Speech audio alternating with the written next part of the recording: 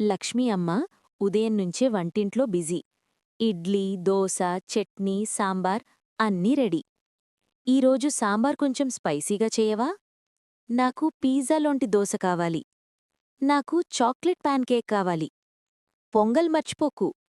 ఉప్పు తక్కువగా వేయమ్మా.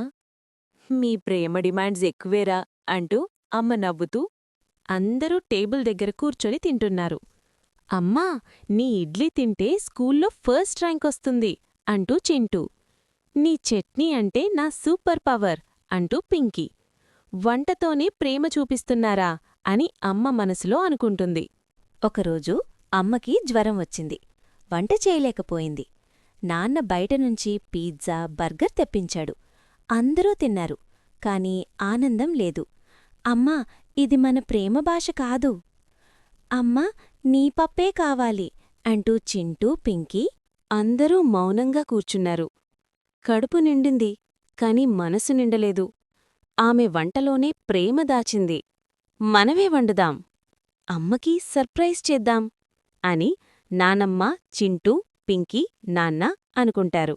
మొత్తం ఫ్యామిలీ కిచెన్లోకి దిగింది. నాన్న ఉల్లిపాయలు కట్ చేస్తూ, లక్ష్మి లేకపోతే వంటగూడా బాధే. చింటూ ఉప్పు వేసేస్తూ, ఇంత చాల్కదా నాన్న? అది ఉప్పు కాదు, సముద్రం అంటూ తాత. అమ్మలా స్పైసీ చేద్దాం అంటూ పింకీ కారం వేస్తుంది. ఇది వంట లేక అగ్నిపరీక్ష అని నాన్నమ్మ అనగానే అందరూ నవ్వుతూనే వంట చేస్తారు. అమ్మ ముందు ప్లేట్ పెట్టారు. అమ్మ తింటూ, ఉప్పెక్కువా, కారమెక్కువా, కూర విచిత్రం, కానీ ప్రేమ మాత్రం పర్ఫెక్ట్. అమ్మ కన్నీళ్లతో పిల్లలను కౌగిలించుకుంది. తరువాత రోజు అమ్మ కొంచెం బెటర్.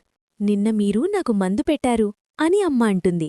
ఏం మందు అంటూ నాన్న. మీ వంట అంటూ అమ్మ. అందరూ కలిసి భోజనం చేస్తున్నారు. ఈ ఇంట్లో ఐ లవ్ యూ అనేది మాటల్లో కాదు, అన్నంలో, పప్పులో, పాయసంలో ఉంటుంది. ప్రేమ అంటే బయట కొనేది కాదు. ప్రేమ అంటే మన చేతులతో చేసేది. కుటుంబ ప్రేమ భాష భోజనం.